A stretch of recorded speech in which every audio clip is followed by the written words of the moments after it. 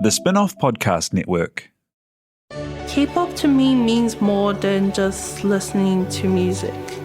It's learning to be myself. The Spin-off's new documentary, K-Pollies, follows 3 Pacific youth obsessed with K-pop. In a one-off documentary, see what they've found in Korean pop culture and how they bridge it with their own. When you start dressing, looking different, everyone side-eyes you. But in K-pop, they're just like, no, like celebrate yourself.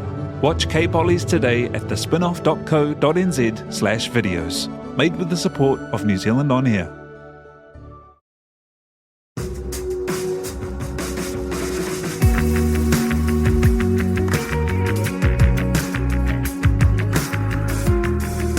You're listening to Business is Boring, a podcast that reckons it's anything but. Business is Boring is brought to you by Spark Lab, offering inspiration and practical advice to help businesses find their edge. To hear more about Spark Lab, including details about the latest events, workshops, and business tools, visit sparklab.co.nz. And now, here's your host, Simon Pound. Kia ora koutou katoa, and welcome to a special live record of Business is Boring. It's very exciting to have a special international guest with us today, a leader in the idea of circularity, especially around the opportunities for business. Ken Webster was with the Ellen MacArthur Foundation from before its launch in 2010 through to 2018 as Head of Innovation. In that time, he helped shape and popularise the concept of circularity, literally writing the book on the subject with his The Circular Economy, A Wealth of Flows. Today, Ken is a director of the International Society for Circular Economy and is in New Zealand as a guest of the Sustainable Business Network, Circular Economy and Business from the University of Auckland Business School, and Spark Lab and the Spin-off. So we are very lucky to chat today with one of the pioneers of better business thinking. Please help me welcome Mr. Ken Webster. Tēnā koe. Yeah, great. So take us back to the beginning. How was it that of the Ellen MacArthur Foundation? What were you setting out to do, and how did you get that off the ground? I think it's often quite reasonable to expect there was a plan, you know? But very often these are sort of circumstances that come together. Now, Ellen MacArthur had decided that she was at the end of her sailing career and she wanted to do something around resources. You know, you've heard the backstory to that. She was very concerned about the use of resources, but she didn't want to do something conventionally in the sort of sustainability and guilt thing. She thought that wasn't what her character reflected and all the rest of it. So unbeknown to me, she was rooting around. Who can't say that in New Zealand, can you? She was looking around. Delete that. Yeah, she was looking around for ideas that she thought she could build her foundation on. And she came across some work I've been doing for Nuffield Foundation, some diagrams about what's called circular economy now. And the Nuffield people had said, if you want to know about different approaches, Ken's pretty good at synthesizing these things. So her PA got on the phone to me, she found out where I lived, and I said, oh, hello, and I don't do anything about sailing. I've no idea why Ellen MacArthur wanted to talk to me, but I'll come down. And so we met, and then that was on kind of Friday the 13th, you know, good aspect there. But we just clicked, you know, she wanted to know what I was thinking, because I'd been picking up on stuff like cradle-to-cradle design, performance economy from Walter Starhell, Janine Benya's doing biomimicry, but I seemed to be able to put it together in a way that she felt was really sort of helpful to her thinking. So that was the Friday. Then she said, will you come down to the Isle of Wight on the Monday? And we're living in a house that hasn't been finished, but don't fall off the stairs. And we spent a couple of days talking, literally, and then she said, do you want to be part of the team? So what I brought was, because she's a fantastic learner, what I'd able to do was to synthesize some of the main trends reflected to her. She'd been able to go, yeah, I get that. And what she was looking for was something that was positive for policy, and it was positive for business. It was not a guilt trip. We can feel guilty about a lot of things, but she felt that the energy in it was, this is a constructive solution to products, components, and materials. So I joined almost immediately, part-time. There were only 4 of us, and when I left there were 170, so it had grown. But my role always, I know you're probably going to ask me about my role was to be a bit on the edge, as almost like, what do you want to know thing. And I kept out of the politics structures and stuff and said, I'm here to advise. You ask me, I'll try and give you an honest answer.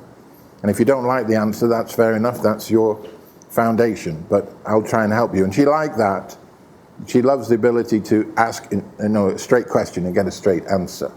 She's very authentic, if you like, in that way. Yeah, and because, it's become such an idea in the public, things can feel like they were always going to happen right. But paint us a bit of a picture about what is not very long ago at all, kind of 12 years old, about what the difficulties were around getting businesses to think about externalities and start to approach owning their product past just selling something. Yeah, this is, again, circumstances always need to be in the right direction for any idea or any synthesis. I keep emphasizing we didn't invent it, we just reframed it. If you're into marketing and stuff like that, we positioned it not to use some words but to use other words. And one of the things we said we weren't going to do was to use words around sustainability to start with, because we wanted to see it not in the CSR departments of businesses, but in their main business department. It's an economic opportunity driven by innovation. That's what Walter Starhell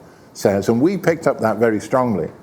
So we were directing it at companies who at the time, this was 2008-9, sort of just after that, commodity prices had done a big leap in that time. There'd been the financial crisis, and so firms were thinking, where's our innovation going to come from?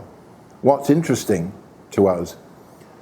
And with the prices of commodities going up, they were feeling squeezed by the resource volatility, and they could see circular economy in embryo as something they might be interested in. Also, digital, of course, was picking up speed at the time, and this sort of came together. It almost like digital meets business models meets design. So you're starting at the design end, redesigning products or services.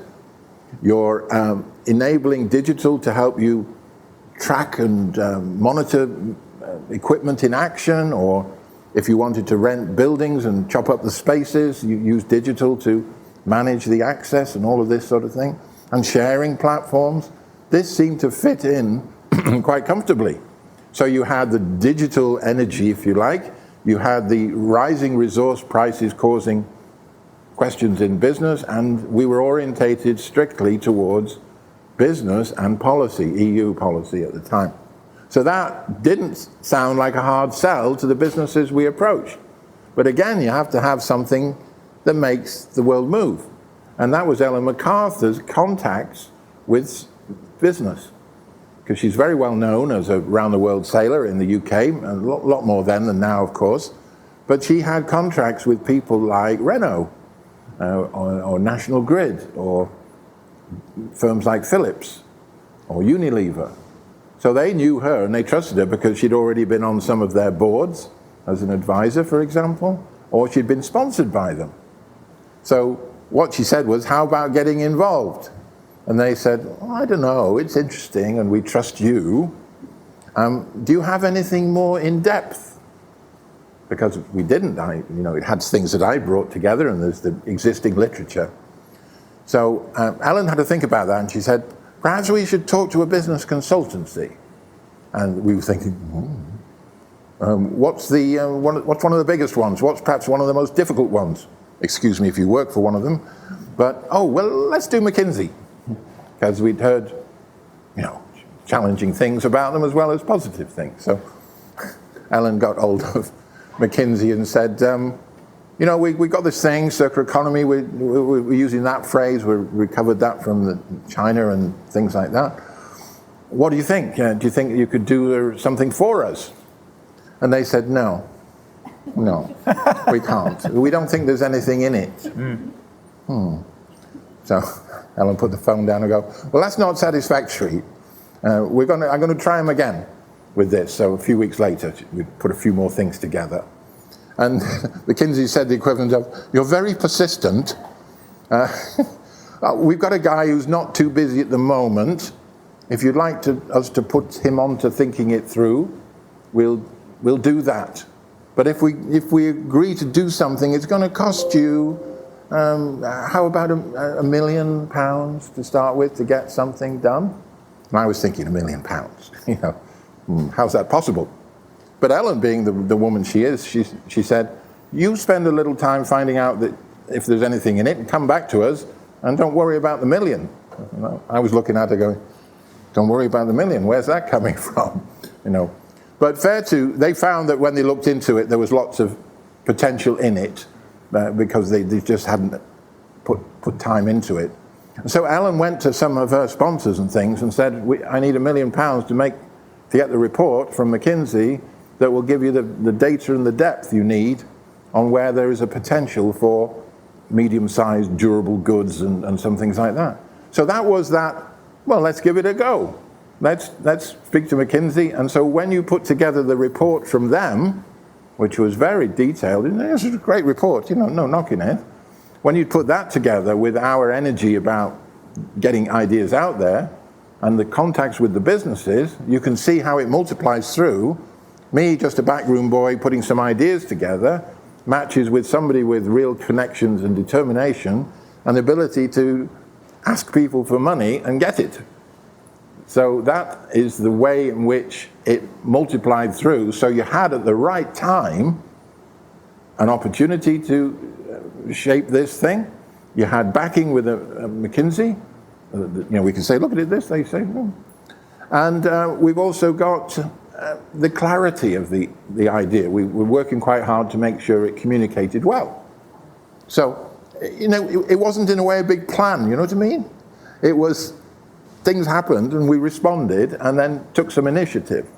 Yeah, but tell me about that clarity, because as you said, there were, cradle to grave kind of concepts. Well, cradle to cradle concepts and all of those things. But that kind of concept of circularity, tell me about refining that and kind of, writing the book on it and landing it in the culture. Yeah, it's not that hard actually. I'll just run it through, because a lot of people had done the thinking, but they hadn't necessarily shaped it to be most effective. And the key idea around it is we stop looking at throughput and we start looking at capital maintenance. That was Walter Stahl. He says it's a capital maintenance idea. In other words, keep things in the highest value at all time. Don't degrade natural and social capital as far as you can. Keep products, components, and materials in the highest value at all times, which leads to doing things like keeping them in use. So you've got maintenance, you've got refurbishment, you've got resale, you've got all of these things, and at the very end you've got recycling. Now in the common mind, recycling is at the front. Circular economy, it's recycling.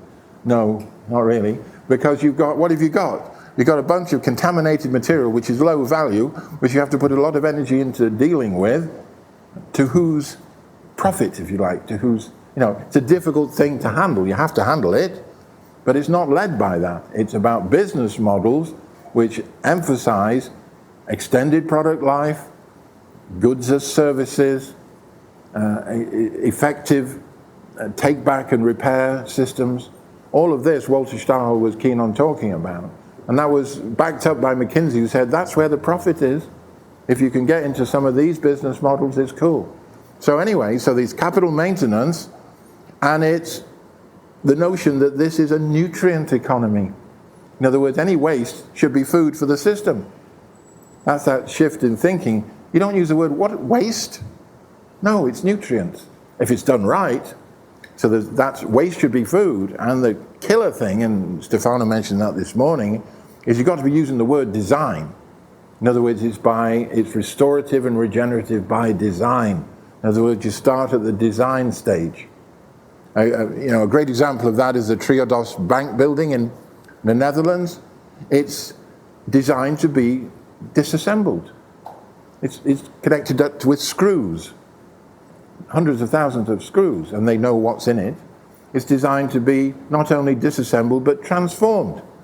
In other words, the architect wasn't thinking, let's get this thing built and sold. It was, let's get this thing built, we make it flexible, we make it adaptable, we can dismount it after a number of years, and we can transform it. That's my job as an architect, is to get into the whole design cycle. And that's part of the key to it, in a way, is by design, capital maintenance, create waste as food. Now, that's not too hard, is it? No? And the other thing about it is, it's intuitive for humans. Oh yeah, the world's full of cycles, there's feedback-rich systems. Oh, just look at forests, the forests regenerate themselves because the energy flows in and the materials cycle. Waste is food, everything eats everything else. But it's quite profound in a way, because business goes, it's not the way we're doing it.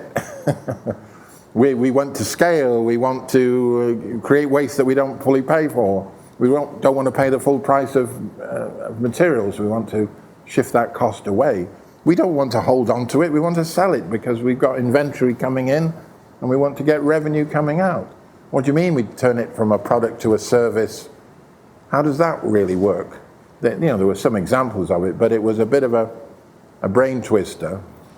And they're kind of new ideas, right? But also very old ideas. Yeah, like these are the ideas of, indigenous culture, Te Ao Māori ideas, long-term thinking, stewardship as concepts. Yeah. It's kind of like how humans operated for, most of history until we got really good at disposing of things. Yeah, and we got really good at disposing of things, and we had a linear economy, and we know that can't continue. So why don't we take some of the essence of what we had to do before we could get, if you like, linear, but update it. This is the difference. Otherwise, it's somebody saying, do you mean it's like your mother in the 1950s? She didn't waste a scrap of food, and she got by with 2 pans and a sharp knife. This sort of...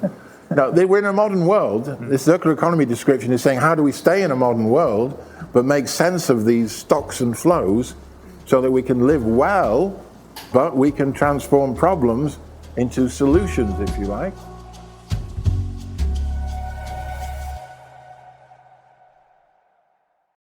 Spark is proud to partner with the Sustainable Business Network and the Climate Action Toolbox. The free Climate Action Toolbox can provide you with simple step-by-step guides to measure and reduce your emissions. Help lead the way to a low-carbon future for New Zealand. Visit sparklab.co.nz/sustainability to find out more. Raising capital or taking your business to the world? Investment Fix has the lowdown on everything you need to make it happen. This season, we're exploring the US market, the opportunities it offers, what it takes to grow a business there, and the best way to approach investors. Join some of the superstars of the investment and business world as they share advice from their time in the US so you can make your mahi count in this massive market. The Investment Fix podcast, brought to you by Invest New Zealand. Tune in today. Ready to rediscover the joys of cycling? With over 300 kilometres of cycle paths across Tāmaki Makaurau, jumping on your bike and going for a ride is such a fun way to discover the city from a different perspective. Cycling is getting more and more popular across Auckland, so now's a great time to join the hype and give cycling a go. Head to at.govt/cycling to find your nearest cycleway today.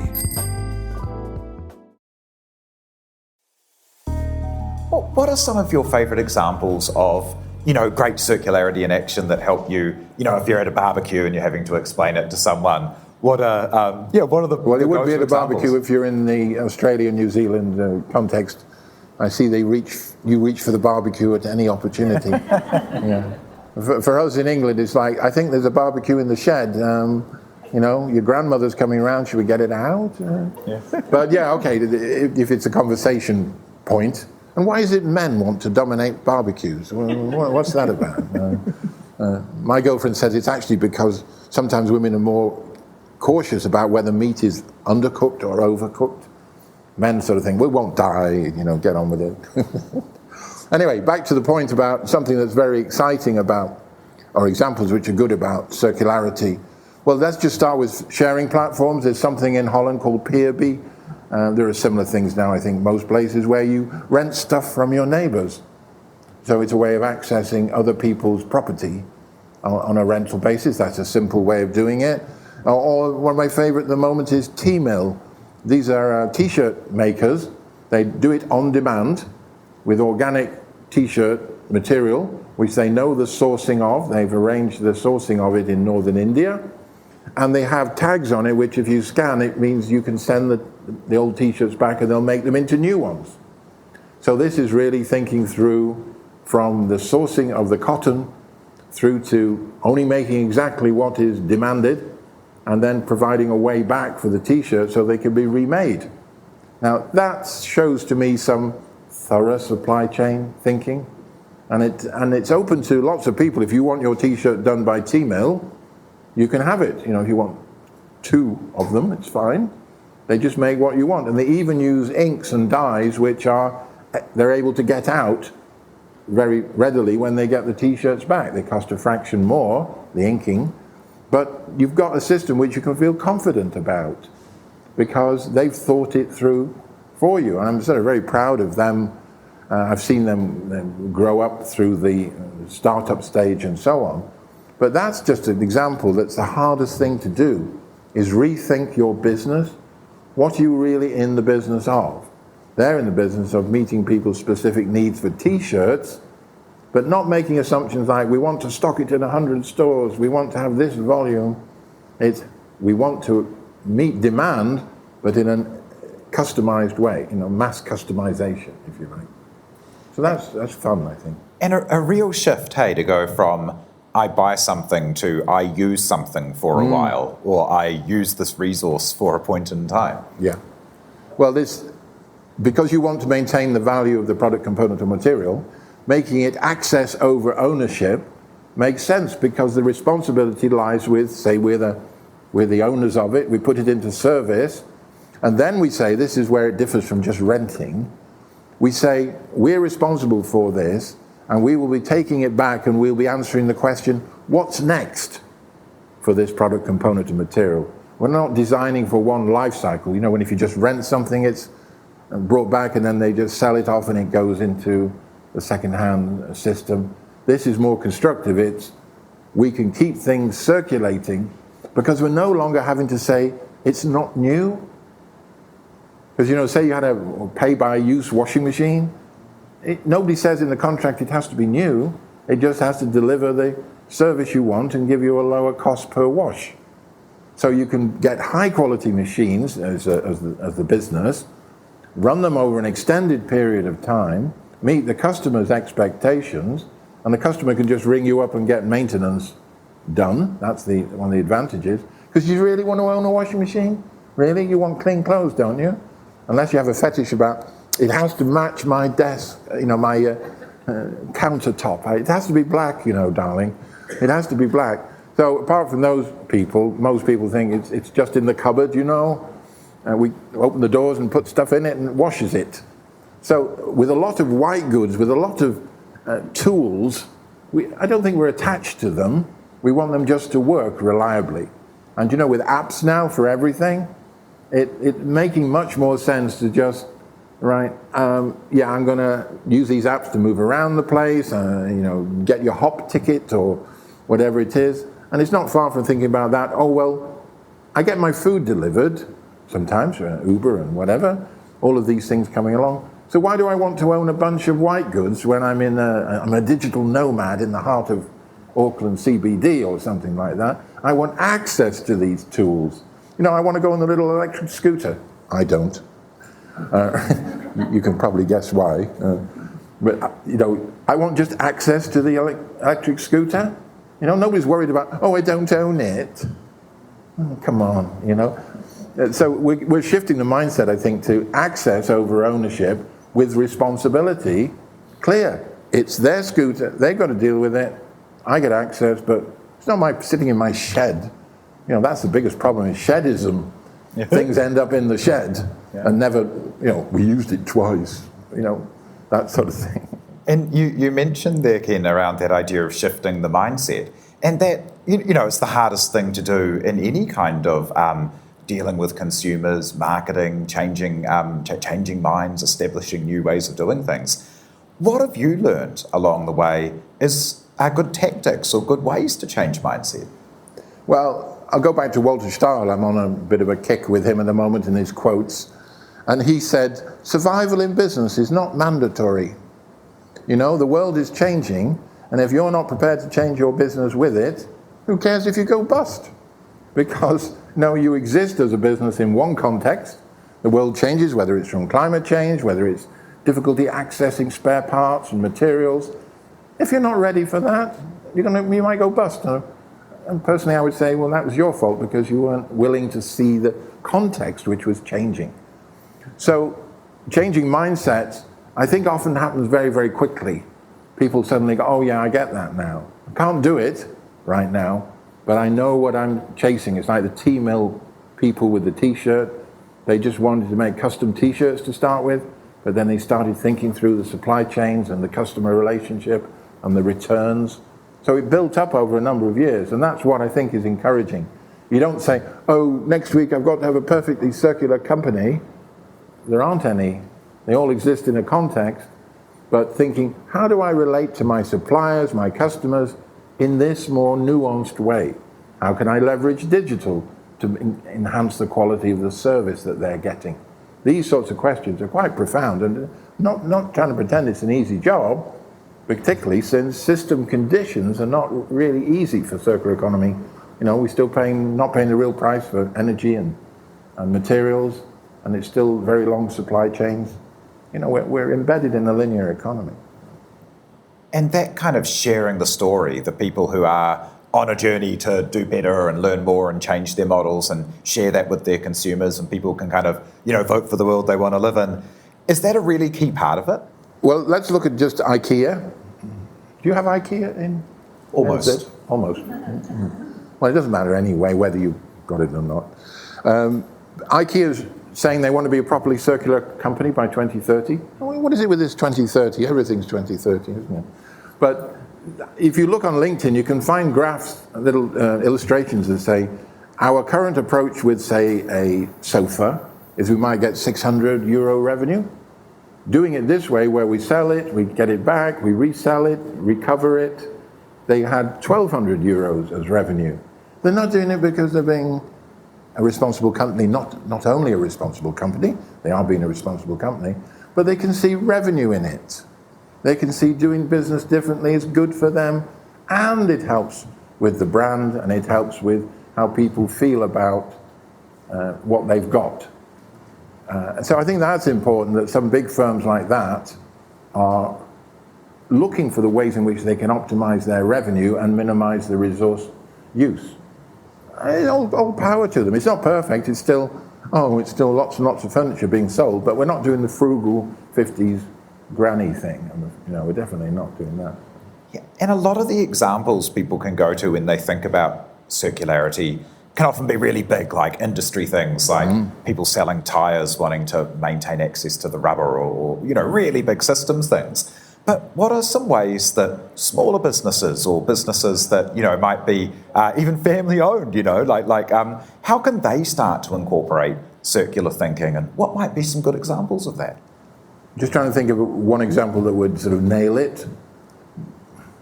But the essence is, if you have, I'm trying to think of one particular company here that does it. Let me just choose a side angle. Why do shops often have stuff for sale near the end of the day which they know they're going to waste? All right, because it's a big waste. Now, some shops in Johannesburg have been experimenting with, you have to book your loaves. If you want to buy it, you book it at the beginning of the day, and then the only loaves that are available are those which have been pre-ordered.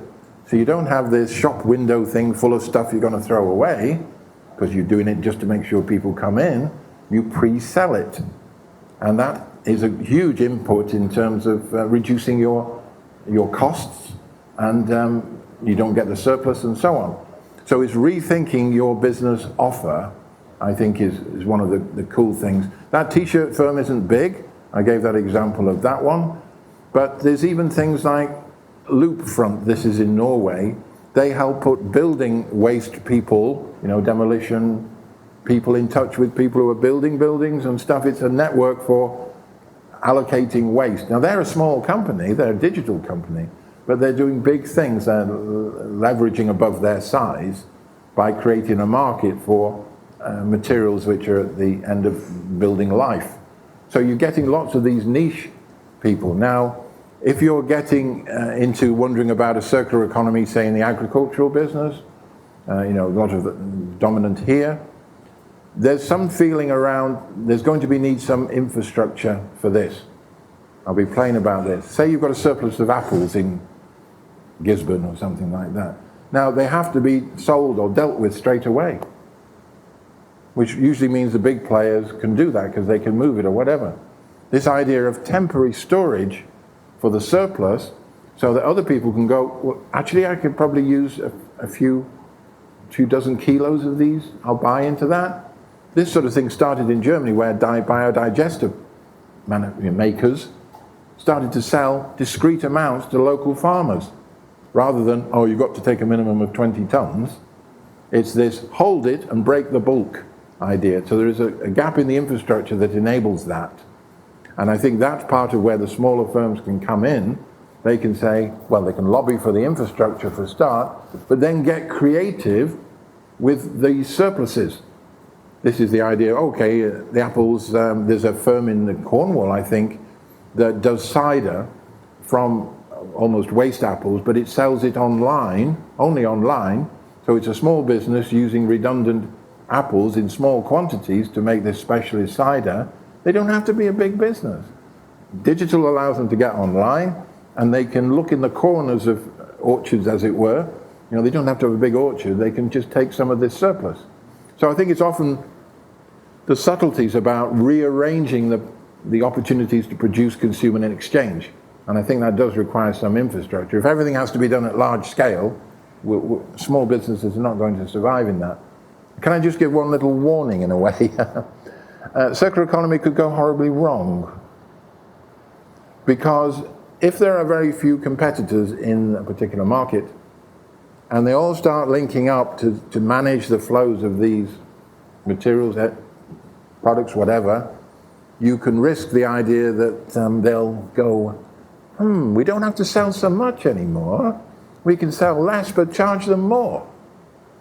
So there is this element, you've got to watch out in a way that circular economy doesn't lead to more concentration of power in particular business sectors. Yeah, how interesting. And I imagine that every linear industry would have those opportunities for people to come in and connect, basically kind of do arbitrage between, stuff people have and people want. For, people listening and interested about starting on a journey towards incorporating circular principles and thinking, what advice do you give them? My advice to people starting off this journey, I'm assuming they're not just doing a startup. I'm assuming they've got a business or an idea. Yeah. Either of those things. If it's an economic opportunity driven by innovation, you've got to start with what are you doing that's different? It's a fairly obvious business approach. What are you doing that's different? What gap are you trying to fill by doing this intelligently, if you like, with a circularity in mind? But if you don't establish the business case, it's got to be led by the business case. You might say, it's really good for the climate. That's fine, but somebody's got to buy your stuff. Somebody's got to buy your service without making it, we'll buy that because we feel guilty. That won't run. So you do your business due diligence, but then think about how we maintain capitals. Are we keeping stock in its highest value? Are we degrading materials? Are we recovering it? What's the pattern for that? Lots of firms are more interested in take-back now and incentivizing that. I was talking to a very big firm in Denmark, which is really looking at how do we encourage the consumer to bring our stuff back? What should we offer to incentivize it? Should we just make it a charity thing or discount off new purchases? A lot of businesses are struggling or trying to figure out what's the best way to close the loop. And I think what I'm very pleased with the entrepreneurial spirit is people are very active because they feel it's a good thing to do. If we can design our business to be circular, it's more satisfying for me, my employees, for the customers. But in an environment where the linear economy still dominates, it's still a question of enthusiasm over, let's just plug and play. It's not a plug and play game. I just want to mention one thing back in the past, but nobody expected things to be laid on for the original Industrial Revolution. It was, you've got some limestone, I've got some iron ore, he's got some coal. Should we try and, figure out something? And there's a canal there. Some people can expect, I want to know how to do it perfectly before I do anything. Now, the thing is, like the tea mill people, get involved, fix one side of your business, about, say, using quality cotton, organic cotton, and then work on the take back, and then work on the customization thing. So it's a journey driven by an enthusiasm for doing it better. So business isn't quite so boring, it's got more purpose in it. And as someone that's been part of this, big wave to this new idea becoming so, such a part of modern business thinking, I mean, are you encouraged? Do you see we're just at the start of the wave? How does it feel personally to have been part of it, and how do you feel about the future? Well, that's a difficult one, really, because so much of it was about being in the right place at the right time with the right combination of people. And this is always the case, It's very hard to plan your adventure from end to end. Some things happen, some don't. What I'm most pleased about is it's become a heuristic, a general idea about, we can close the loop, we can maintain products, components, and materials, and we can make a business out of that if we're lucky. We need enabling conditions, we need governments to set the rules about tax and spend and whatever to encourage it. But one of the most encouraging things is that it is a general idea that people are going, if I can find a way to make that work, what's not to like, as they say in America. It's fine. So it's become a handy tool or an umbrella for progressing ideas. Because one of the problems always was with sustainability is it's so endless, so nebulous very often. But when people come to circular economy, it's these sort of principles, it's doing this, it's doing that, mix and match. And they feel a lot more relaxed about it. Now, there's plenty of things that aren't covered by circular economy, but it's a way of dealing with production, consumption, and exchange intelligently. So I'm pleased to have been involved in that, but I recognize that this is partly to do with chance as well as intention. And I think that's how most businesses work anyway. If you're trying to parallel with business, you've got to be in the right place with the right thing, and that's not all down to you, that's down to other people and the circumstances. Like, why did the commodity prices go really sky high after 2009? We didn't realize at the time that it was mostly to do with speculation in commodities. Because the stock market had crashed and all the rest of it, they were looking for a home for their dollars. Yeah, the speculative buck. Yeah, the speculative buck. They were looking, and so commodities were the thing. Because it's not soon, but about 2012, it began they're all going down. These commodity prices aren't. In other words, it was part of a speculative bubble, and then that got released, if you like, or people went elsewhere because the economy was picking up on something else. So one has to be aware that there are things operating which you perhaps don't even know the truth of, but it was useful at the time to get some traction. And as a final thought, what's next for you after this, Ken? After this, I'm a writer, really. I'm a writer and storyteller. That's probably what I am. I'm always thinking of the next book I'm going to write. I've done 3.5 books in 2 and a bit years. And I'm always looking forward to the next one. I was heavily involved in the Earth for All book, the Club of Rome's book. I was a major contributor to that. And I'm thinking more and more of the macro thing, about how we might work with fee dividends to encourage circularity. So I want to integrate the money cycle and the material cycle in the thinking. So I shall write some more things. And as long as I'm still enjoying it, and some people want to buy it, I'm okay with that. That's a worthwhile thing. Yeah, love it. Well, thank you so much for sharing your story with us today. Thank you to Spark Lab for having us here, and to the Circular Economy in Business at University of Auckland. for putting this on with the Sustainable Business Network. It's been such a pleasure and such a thrill to get to chat to you today and spend this time with all of you. So please join me in thanking Ken Webster for being here.